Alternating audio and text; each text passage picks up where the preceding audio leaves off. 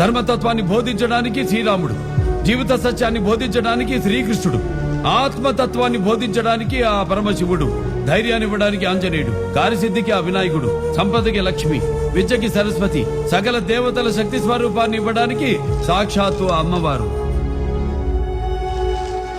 ఇంతమందిని మీ సంరక్షణ కోసం గుళ్లలో ప్రతిష్ఠిస్తే ఆ శక్తి స్వరూపాలైన విగ్రహాలతో చలగాట పడతారా? ఆగండి, మీరు చెప్పింది నిజమే, కానీ సైన్స్ ఇంత డెవలప్ అయిన తర్వాత కూడా కనిపించని ఆ దేవుడి గురించి ఏమిటి? మీకు ప్రాణం పోయే జబ్బు వస్తే ఎక్కడికి వెళ్తారు? ఆసుపత్రికి. మరి ఆసుపత్రి ముందు కూడా ఎందుకుంటుంది?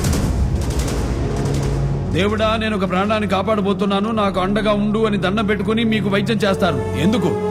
తను చేసే పని వెనక దైవం ఉంటాడనే నమ్మకం.